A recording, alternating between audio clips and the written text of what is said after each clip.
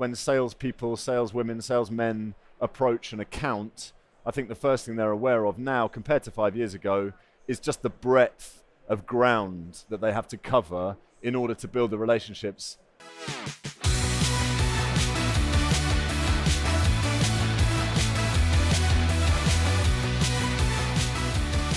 Hello Sales Nation and welcome to the Salesman Podcast Live in partnership with HubSpot and recorded at the Sales Innovation Expo in London. On this episode we have Ben Middleton. He is a true sales practitioner because he's a sales director over at KPMG and he's sharing how we can better sell to the boardroom, the type of conversations that we had and the value that we can add to that C-suite group of people.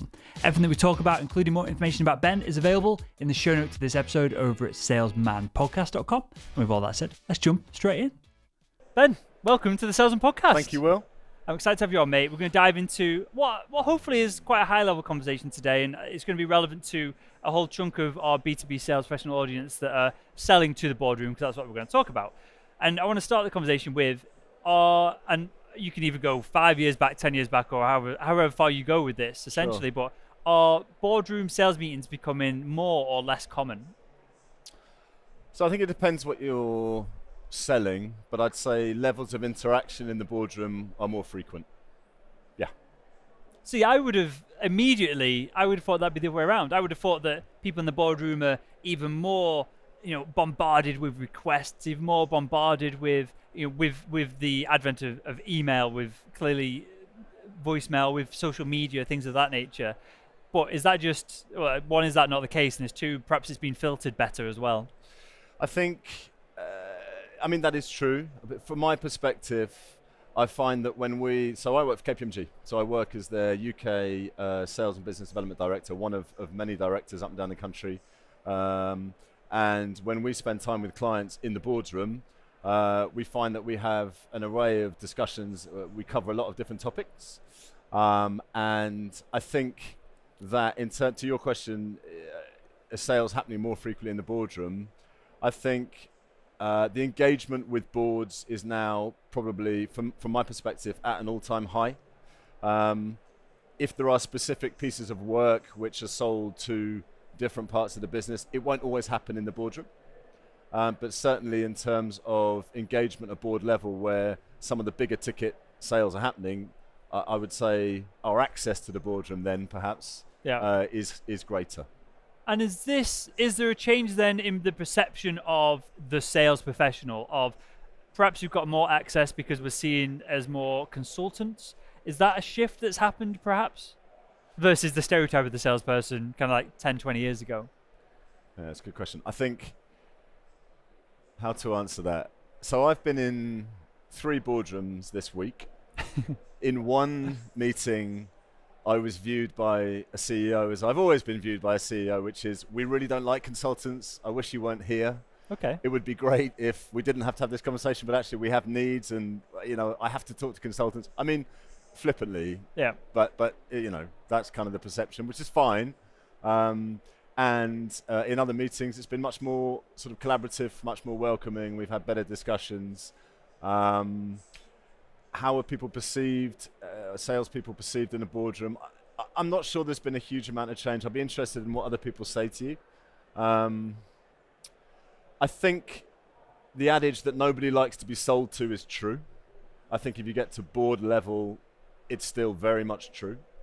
But I think there are, with a greater lens on things like board governance, with the role of non-execs, with the role of the board itself now, being squeakier or cleaner than ever before and having to be more aware of things like governance, then they're more embracing of other people's ideas and what else they could be doing perhaps to govern differently or better, and therefore conversations like that are happening in some instances whether they like them or not. I think it's fair to say that. So let me ask you this then, Ben, so it seems to me, and from all the conversation I've had, especially over the past 6 months, like account-based selling, account-based marketing is all the rage.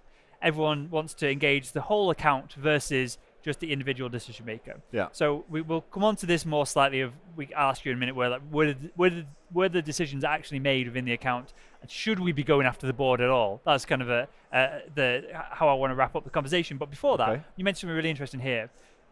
Along with this account-based approach, there is a focus on the salesperson being that word, a consultant.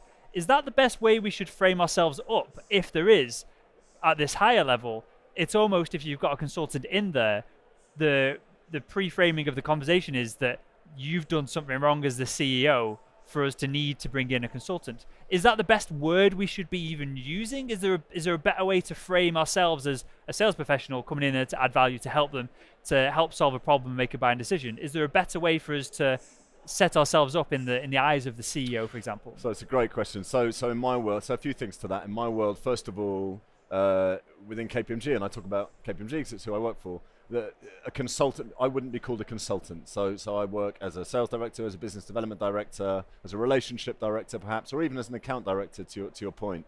I think for us, consultants are from our management consulting division. Yep. They're typically delivery focused. They're not necessarily playing an ambassadorial role or going in to face off to the board to have a broader business-based discussion. So I think I would never term myself as a consultant. I would never call myself a consultant. I think in terms of board's expectations of the people that walk through the door, I think they can spot a salesman or woman a mile off. I think it's the first thing to say. And they can probably spot a consultant a mile off because they will add intrinsically more value than I certainly would. I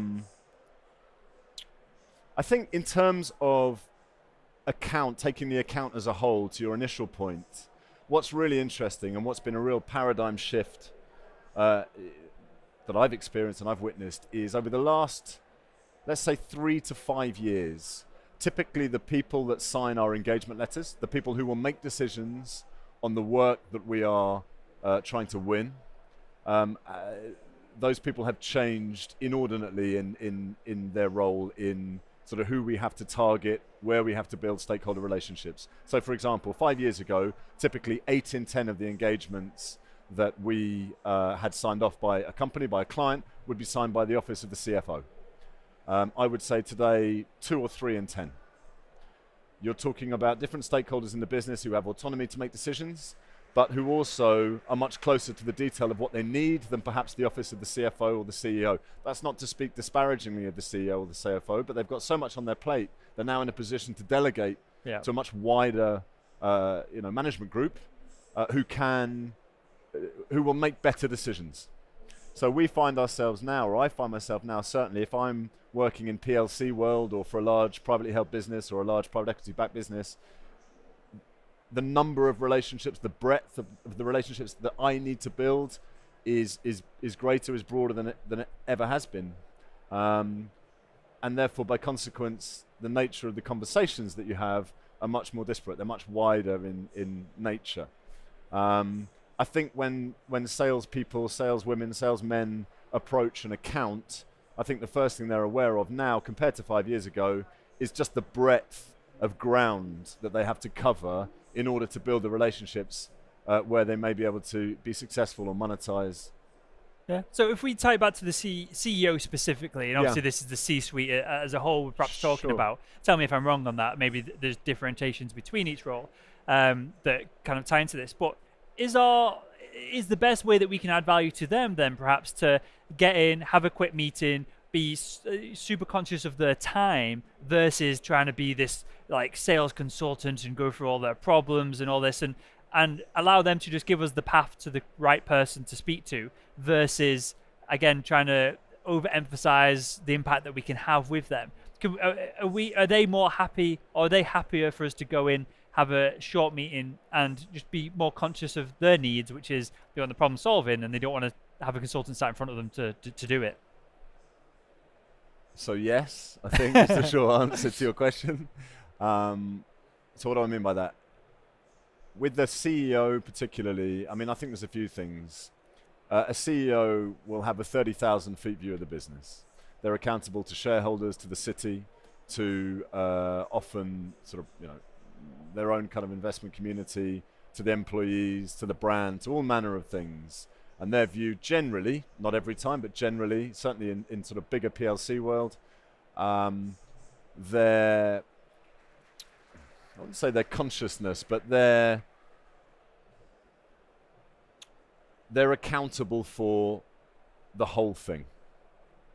Therefore, you could say that they don't have a huge amount of time to cover all of that ground. What they're interested in is somebody, I think, who comes in, has a short, sharp meeting, is able to build a relationship on that basis, and perhaps offer some insight or an opinion, or have not necessarily a challenging conversation, but have a conversation that is engaged, that's perhaps collaborative, on the level, short and sharp, but actually you build your personal brand with them, and you make it clear that actually you're having lots of other conversations within his or her business, but understanding now you're at the top table, and therefore it's a very focused, very pointed meeting.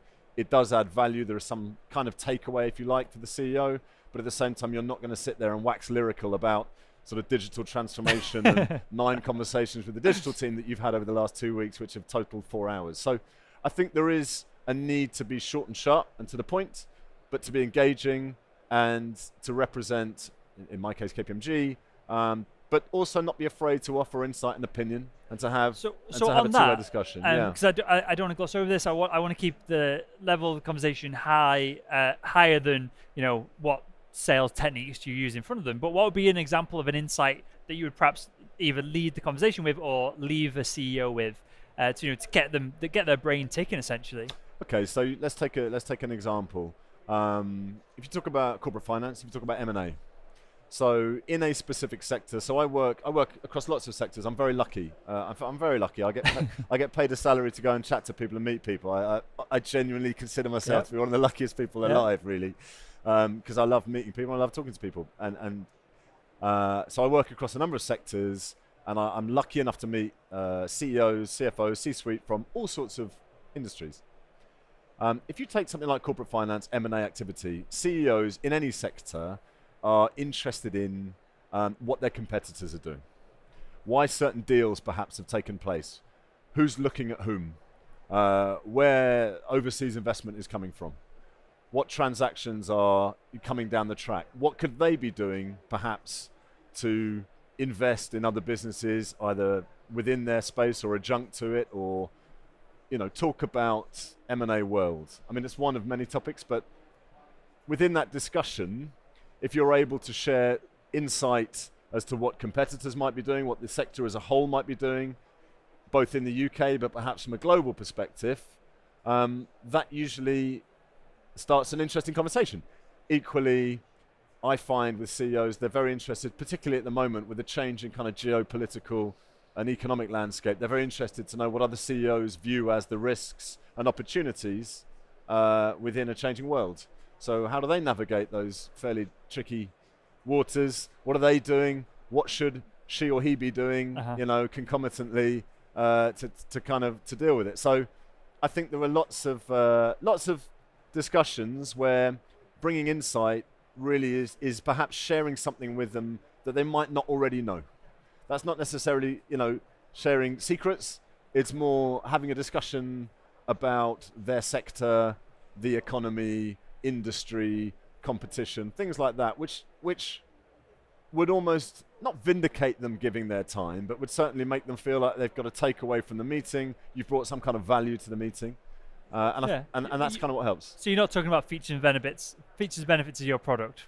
That's the point here. Because and I'm glad you said this. When you sell audit, or you're actually allowed to sell audit, when you talk audit, it's very, very difficult. No, that's not fair. But no, I'm glad you said that, because this is something I've talked about on the show recently with a couple of guests. Of salespeople are uniquely positioned to have conversations with lots of people at the same level within the same industry or vertical. Or for me, medical device sales, lots of surgeons or CFOs within the NHS within a certain region. And so, of course, they want to know what.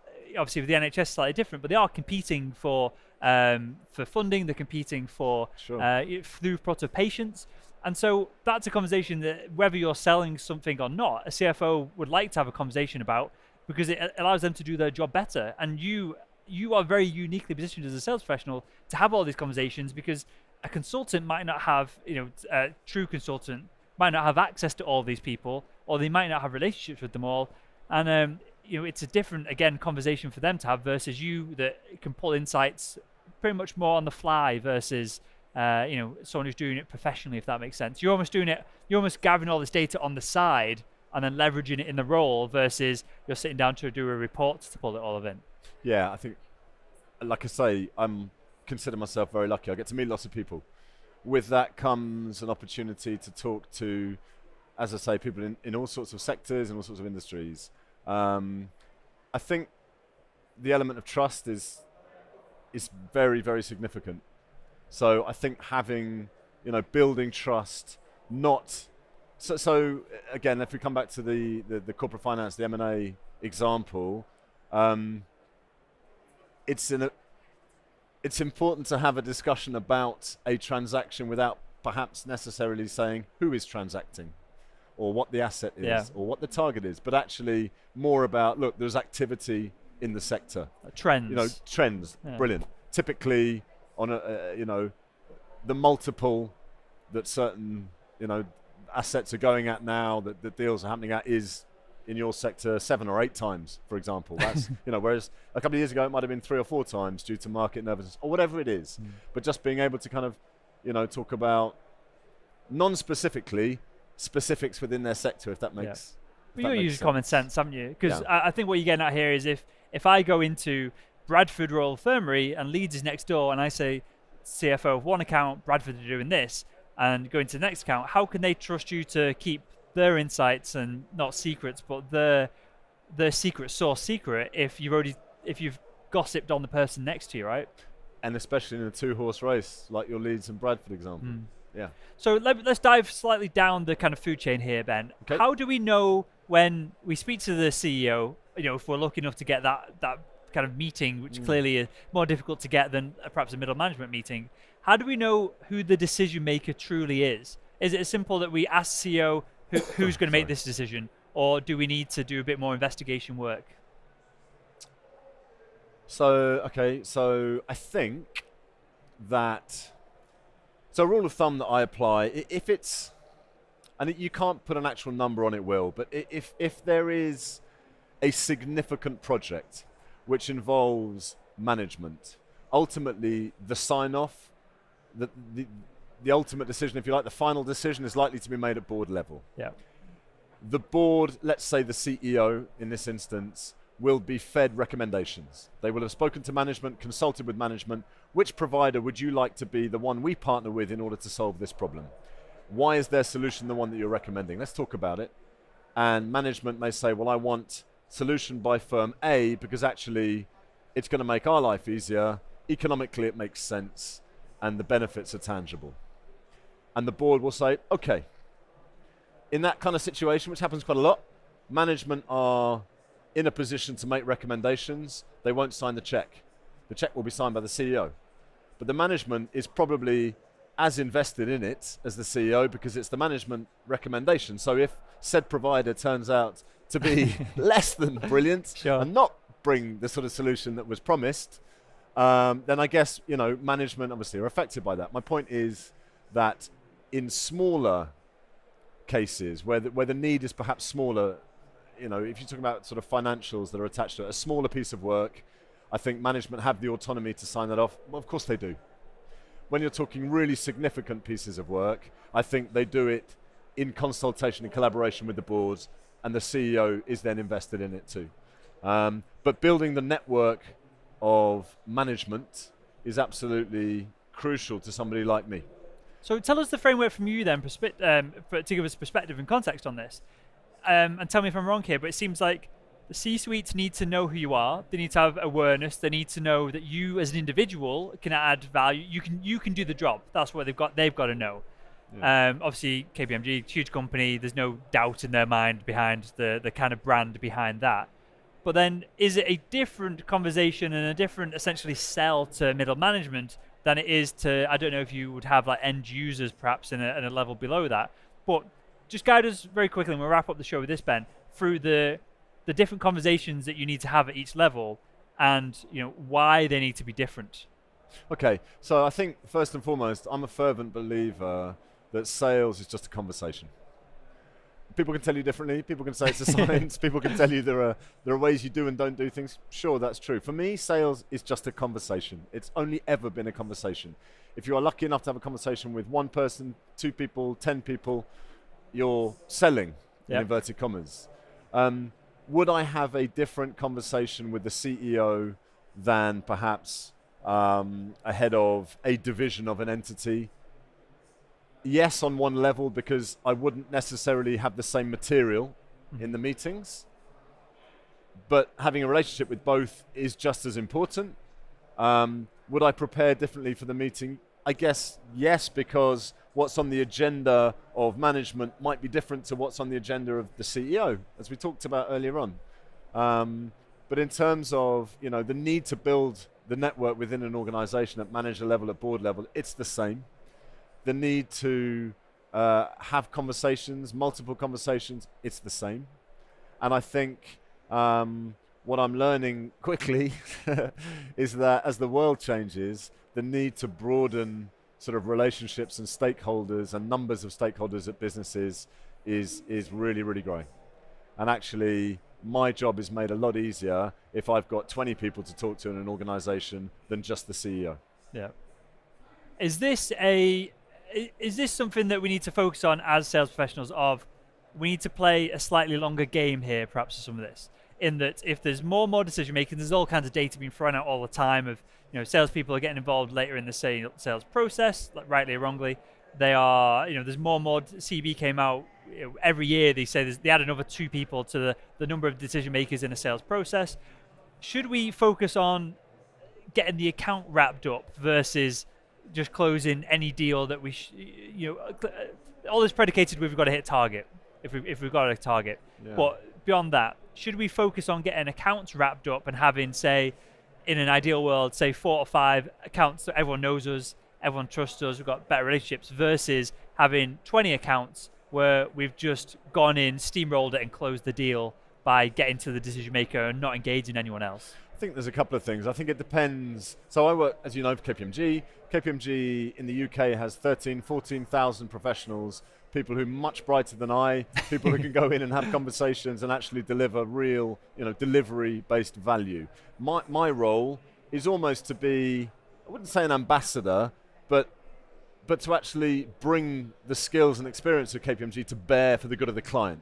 Yep. Therefore, I guess my role is perhaps at the front end. If it's starting to get to know a business that we didn't know necessarily, then my role in that cycle would be at the front. I'd bring people, as I say, who are able to actually, deliver work, deliver value, get engaged, typically from an accountancy perspective. And at that point, if, said client signs off on that expertise and they build a rapport, brilliant. My work is, in that instance, in that sale, my work is I wouldn't say it's done, but basically I've made the introduction. I'm not going to be able to add to that particular conversation because it's either technical or it's an accountancy-based discussion. So my role then is perhaps to move to a different account and perhaps repeat the process. Yeah. Equally, one thing that KPMG is starting to do a lot more of now, which has been really well received by clients, is to have what we call markets partners. I'm not a partner, I'm a director, but I'm lucky enough to work with a huge number of partners who we call markets partners, who are able to, rather than come with a particular hat on, say they're an auditor or they're a tax partner, they go and have very broad business-based discussions. So they represent KPMG at a more senior level than me, and they're able to go into the boardroom and have a much wider discussion. I tend to kind of learn from people like that because they do it so well, and they are, as client lead partners, as markets partners, they're involved in every introduction, in every piece of work, and they have the technical kind of prowess to know, if it's a successful piece of work or not, and if it's the right kind of match. I learn every day about that, and I find it really interesting. Your question about, where I fit into a sales cycle, or we fit into sales cycles, I think it varies greatly depending on the client and depending on their technical need. I think it's probably the easiest way to say it. So let me rephrase this then, because this is a trend when just as I left my last company, they were starting to silo up I think we were called account managers, but silo up their account managers with a technical person, with a logistics person to help move cameras and equipment around. We all had a trainee who then would hopefully, when we moved to Weather, would move into that account management role. Is that a trend perhaps that you've seen? That, as you just described, you're the hub of it all, and you've got all these people around you who are both influencers within accounts and the technical specialists. Is there a shift perhaps to silo around salespeople and have them account manage almost, or lead the deal, and they're the ones doing all the string pulling and bringing everyone on board and building relationships, versus perhaps what in the past companies would try and train the sales professional to have a little bit of knowledge on all this stuff and to be more of a lone wolf? I think if you sent me in to have a discussion on transfer pricing, I think nobody would benefit from that. Yeah. I joke, but in all seriousness, there are people who have trained for years to have very technical discussions. Would it be a good investment for, say, a KPMG to invest in its sales community to become more technically aware? I think you naturally pick up bits and pieces over the years, so you can have a conversation. What is the phrase? Enough to be dangerous, or something, I believe it is. But actually know your limits and know where you really need to rely on technical people. I think the role, certainly from within professional services that I've seen, the role for people like me is really just to have a very general conversation. If there is interest in what we might talk about, then it's time to introduce somebody who really knows what they talk about, and that's very, very rarely me. And I think that's probably the model that works best. I think salespeople generally tend to be, quite loquacious, quite gregarious, and out and about and happy to meet people and sociable, etc. And I think that's great, because that can sort of create a positive atmosphere and perhaps open doors. Mm-hmm. And then it's really then for the experts to come in and do what they do best, and for us to probably exit stage left at that point. Makes total sense. Well, with that, Ben, I've got one final question, mate. Sure. Ask everyone that comes on the show. Okay. And that is, if you could go back in time and speak to your younger self, what would be the one piece of advice you'd give him to help him become better at selling? Become better at selling? I'm sure there's lots of advice you'd give your younger self, as all of us would. Just be about selling. Specifically about selling. That's a really interesting question. I've never been asked it. I would say to try and anticipate what people will say or think about you on the other side of the table when you've left the room. What I mean is, if you go in and have a meeting, you may have your own agenda, you may have things that you want to talk about, you may completely misread the room. If you go in and have a meeting, I think prepare for it and have a meeting such that you're conscious about what they're going to say once you've left the room, and make sure it's positive. Often when you're young and you've got lots of gumption and lots of energy, you'll go in and have a meeting and you think it will have gone really, really well, and actually the reverse is very true. I think being mindful of people's impression of you, and as I say, when you've left, what are they going to say about you? Are they going to want to meet you again? And try and make sure that they will want to continue the conversation with you and actually act accordingly. As a really unique insight that no one, so I've done like 300 plus of these episodes now, no one's ever said anything along the lines of that, and it's almost setting yourself up for success. You can do this, I guess, within the middle of the meeting as well, and make sure that you're aligning your thoughts, your goals, and their goals as well from the meeting, to make sure that when you leave, nothing's been missed, and they're not going to, obviously the worst case scenario, they turn around and they think that you're a complete idiot. Happened to me many times. me too. So you can take some of that out of the equation, but it also means that you're being conscious that you don't get sidetracked in the meeting, or you can adapt and react in the meeting so that you don't leave it and they don't think, well, that wasn't really what I wanted to talk about. So I really appreciate that, Ben. And with that, mate, I want to thank you for joining us on the Salesman Podcast. Thanks, Will. Cheers, man. That's great.